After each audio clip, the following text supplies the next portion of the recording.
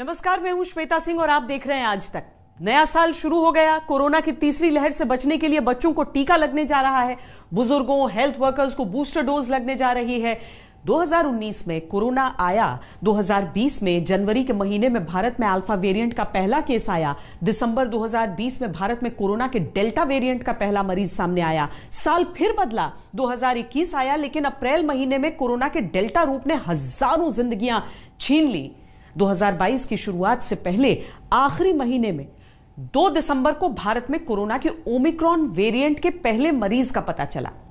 क्या अब यह तीसरी लहर ही इस साल कोरोना की अंतिम लहर होगी? इस सवाल के जवाब तक पहुंचने से पहले ओमिक्रॉन कितना संक्रामक होकर फैल रहा है, यह जानना जरूरी हो जाता है।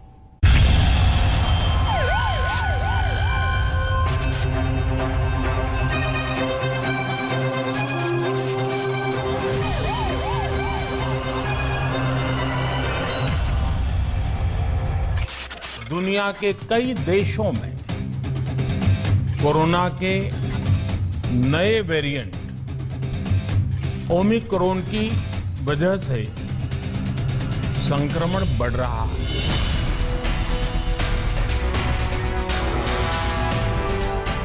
I'm highly concerned that Omicron being more transmissible.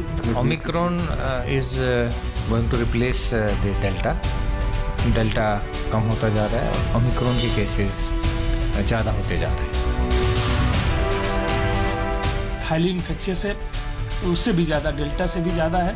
कहा जा सकता है कि कम्युनिटी स्प्रेड हो चुका है। मैं आप सभी से आग्रह करूंगा कि पैनिक न करें। हाँ, सावधान रहें, सतर्क रहें।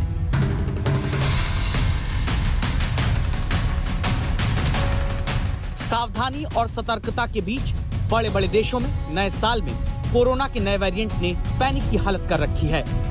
अमेरिका में 4 लाख से ज्यादा केस रोज आने लगे हैं। ब्रिटेन में 1 लाख से ज्यादा केस कोरोना मरीजों के आ रहे हैं।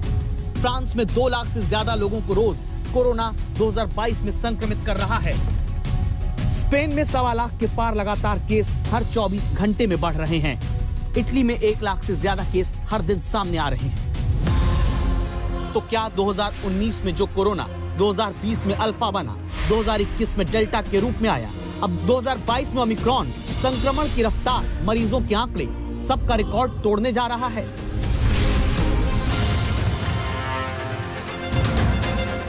बीते साल नवंबर के महीने में दक्षिण अफ्रीका में ओमिक्रॉन की दस्तक के बाद विश्व स्वास्थ्य संगठन ने इसे वेरिएंट ऑफ कंसर्न का नाम दिया।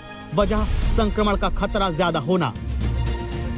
Right now, Delta and Omicron are twin threats that are driving up cases to record numbers, which again is leading to spikes in hospitalizations and deaths.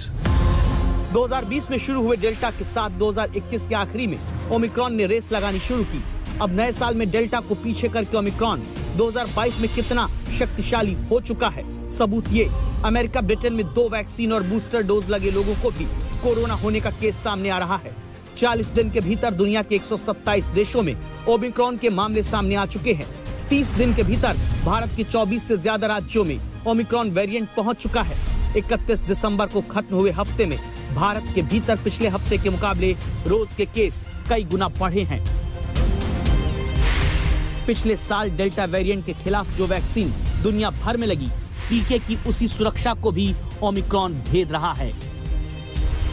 Highly infectious है, उससे भी ज्यादा, delta से भी ज्यादा है और जो एग्जिस्टिंग इम्यूनिटी है उसको भी बाईपास कर रहा है। इन्फेक्शन भी हो रहे हैं, काफी ज्यादा इन्फेक्शन हुए, इवन फुल्ली वैक्सीनेटेड लोगों में हुए, जिन्होंने बूस्टर लिया हो था उन लोगों में भी हुए। क्योंकि ओमिक्रॉन में जो म्यूटेशंस हुए हैं स्पाइक प्रोटीन में ही हुए हैं। ये सारे म्यूटेशंस, 30 से ज्यादा म्यूटेशंस स्पाइक प्रोटीन के अंदर है।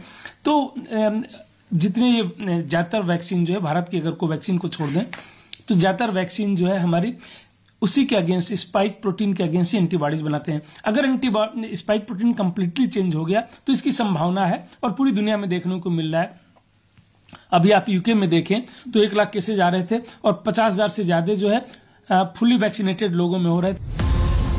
ऐसे में जब विश्व स्वास्थ्य संगठन ने पिछले हफ्ते इस बात के लिए सतर्क किया कि डेल्टा और ओमिक्रॉन मिलकर कोरोना केस की सुनामी ला सकते हैं, तब ये बात भी सामने आने लगी है कि डेल्टा को ओमिक्रॉन अब रिप्लेस कर रहा है। क्या भारत में ये स्थिति है?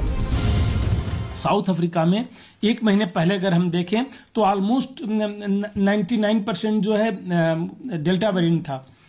विद इन 15 डेज उसने डेल्टा को रिप्लेस कर दिया। ऑलमोस्ट 99% इस समय जो है ओमिक्रॉन है। यूके में अगर आप 15 दिन पहले देखें तो ऑलमोस्ट सिर्फ 10-20% जो है ओमिक्रॉन था न्यू केसेस में। कल तक देखें तो 93% के आसपास जो है यूके में भी न्यू केसेस में आ चुका है।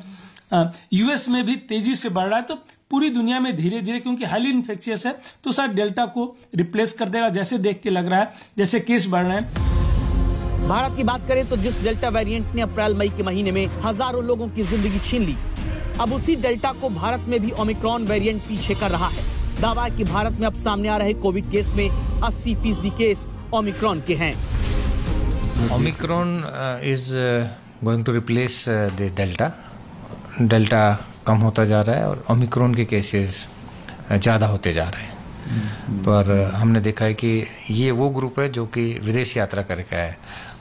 बाकी जो सैंपल्स हैं उनका हम एनालिसिस कर रहे हैं, तो उससे और एक वीक में ज़्यादा पता चलेगा कि क्या ट्रेंड रहता है। आगे आने वाले वक्त में ये भी पता चलने वाला है क्या तीसरी लहर ही कोरोना की आखिरी लहर होगी, क्योंकि प्लेग, स्पेनिश फ्लू, टीबी जैसी बेहद जानलेवा बीमारियां अपनी तीसरी लहर के बाद ही कमजोर पड़ी।